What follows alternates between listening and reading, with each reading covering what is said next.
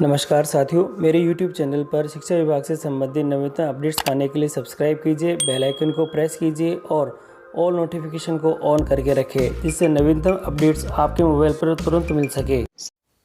साथियों, जैसा कि आप जानते हैं कि अभी कुछ समय पहले स्टाफिंग पैटर्न हुआ था और स्टाफिंग पैटर्न के कारण काफ़ी शिक्षक अधिशेष हो गए थे। उन अधिशेष शिक्षकों की प्रारंभिक शिक्षा में स्टाफिंग पैटर्न की काउंसलिंग कार्यक्रम और इस काउंसलिंग कार्यक्रम के जो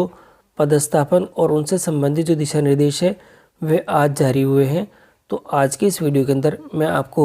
इसी काउंसलिंग कार्यक्रम की पूरी जानकारी दूंगा। तो साथियों, वीडियो को शुरू से अंत तक जरूर देखें। साथियों, प्रारंभिक शिक्षा के राजकीय प्राथमिक विद्यालय, राजकीय उच्च प्राथमिक विद्यालय में शिक्षकों, शैक्षणिक कार्मिकों के पदों के विद्यालयवार आवंटन, स्टाफिंग पैटर्न के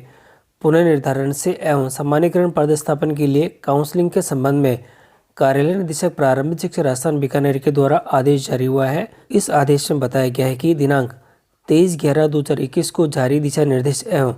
कैलेंडर में निम्नानुसार संशोधन किया जाता है और इसके अनुसार अब जो अपेक्षित कार्रवाई है और समयावधि है वह इस प्रकार से रहेगी। पहला दे रखा है, जिला कार्यालय द्वारा पोर्टल पर अधिशेष कार्मिकों की मैपिंग एवं सूचियों का प्रकाशन। साथियों, टाइमलाइन दे रखी है 19 जनवरी और 20 जनवरी से है और इसी के साथ ही अधिशेष कार्मिकों की काउंसलिंग की प्रक्रिया और मैपिंग का कार्य है 21 जनवरी से 24 जनवरी के बीच में है। जिला स्थापना समिति से अनुमोदन है 25 जनवरी दे रखा है ये कार्यक्रम और इस कार्यक्रम की टाइमलाइन यहाँ पे दे रखी है। इसी के साथ ही यहाँ बताया गया है कि इस संबंध में स्टाफिंग पैटर्न के पुनर्निर्धारण एवं इसके पश्चात काउंसलिंग के माध्यम से पदस्थापन की कार्रवाई हेतु निम्नानुसार निर्देश प्रदान किए जाते हैं। इसके अंदर जो पहला बिंदु दे रखा है वह इस प्रकार से है, स्टाफिंग पैटर्न के पुनर्निर्धारण पश्चात काउंसलिंग के माध्यम से पदस्थापन की समस्त कार्रवाई शासन के पत्र जो दे रखा है कि बिंदु संख्या 11 से बिंदु संख्या 20 तक जारी दिशा निर्देशों के अनुरूप सुनिश्चित करवाएं। इसी के साथ दूसरा बिंदु दे रखा है, शासन के प्रसंगोक्त पत्र दिनांक जो कि दे रखा है के अनुसार जो कार्यरत कार्मिकों, ट्रेनी टीचर, शिक्षाकर्मी, वरिष्ठ शिक्षाकर्मी, अतिरिक्त वरिष्ठ शिक्षाकर्मी, पैरा टीचर, महिला पैरा टीचर, अन्य संविदा कर्मी, कला शिक्षकों को उनके स्वीकृत पदों पर जो बिंदु संख्या 4 में वर्णित तालिका के अनुसार ही पदस्थापित किया जाएगा। अगला बिंदु दे रखा है, शासन के जो प्रसंगात्मक पत्र दे रखा है के अनुसार पैरा टीचर, शारीरिक शिक्षा एवं प्रबोधक, जो शारीरिक शिक्षा को पद अध्यापक, शारीरिक शिक्षा के स्वीकृत पदों पर ग्रामीण क्षेत्र के उच्च प्राथमिक विद्यालयों में पदस्थापित किया जाएगा। इम्पोर्टेंट लाइन है, आप थोड़ा नोट करके रखिएगा। इसी के साथ ही चौथा बिंदु दे रखा है, शासन के उल्लेखित पत्र जो कि इन दिनों के अनुसार है और कम से कम यहाँ पे दे रखा है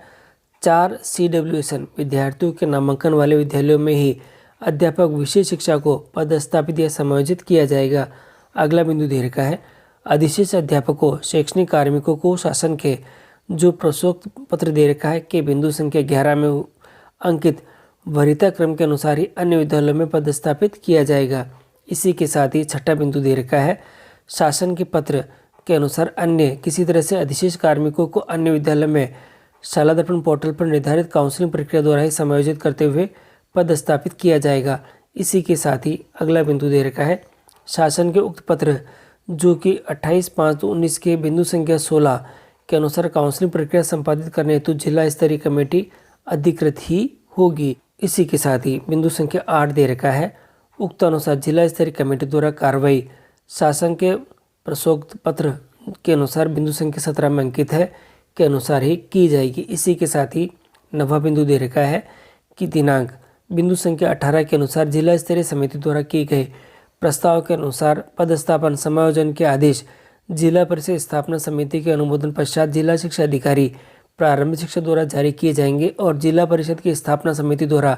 समय पर प्रस्ताव अनुमोदन नहीं करने की स्थिति में मुख्य कार्यकारी अधिकारी द्वारा प्रस्ताव राज्य सरकार को अनुमोदित करने हेतु भिजवाए जाएंगे। यहाँ दे रखा है, शासन के उक्त पत्र बिंदु संख्या 19 के अनुसार वरिष्ठ अध्यापकों की काउंसलिंग से संबंधित संभागीय संयुक्त निदेशक द्वारा की जाकर पदस्थापन समायोजन आदेश जारी किए जाएंगे। और इसी के साथ ही आगे के बिंदु दे रखे हैं जो कि बहुत महत्वपूर्ण बिंदु दे रखे हैं, यह भी सुनिश्चित कराए कि शून्य नामांकन वाले विद्यालय में किसी प्रकार के अध्यापक का पदस्थापन समायोजन नहीं हो। समस्त कार्मिकों का पदस्थापन शाला दर्पण पोर्टल के माध्यम से ही ऑनलाइन किया जाएगा, कोई भी कार्मिक ऑफलाइन नहीं रहे। इसी के साथ ही अगला बिंदु दे रखा है, यह भी सुनिश्चित करावे कि माननीय न्यायालय के निर्णयों को छोड़कर ऐसा कोई भी कार्मिक जिसका पूर्व में 6D के तहत सेटअप परिवर्तन प्रारंभिक से माध्यमिक में किया गया हो तथा कार्यमुक्त न किया गया हो, उसे तत्काल प्रभाव से शाला दर्पण के माध्यम से स्थानांतरित स्थान हेतु कार्यमुक्त किया जाए। और इसके संबंध में आगे दे रखा है, काउंसलिंग प्रक्रिया के पश्चात विद्यालय में अध्यापकों के दोहरे पदस्थापन की स्थिति न रहे, ऐसा सुनिश्चित किया जाए। अगला बिंदु दे रखा है, काउंसलिंग के दौरान शासन द्वारा कोविड-19 की रोकथाम हेतु जारी गाइडलाइन की पालना सुनिश्चित किया जाए। तो साथियों, आप देख रहे हैं कि काउंसलिंग प्रक्रिया की पूरी जो टाइमलाइन है वह जारी हो चुकी है और बिंदुवार इसके जो स्टेप्स है, निर्देश है, वह भी जारी हो चुके हैं। और साथियों, इसी के संबंध में पहले भी एक आदेश जारी हुआ था, उसका ये संशोधित आदेश है कि इस संशोधित आदेश के अनुसार ही अब काउंसलिंग की प्रक्रिया जारी होगी।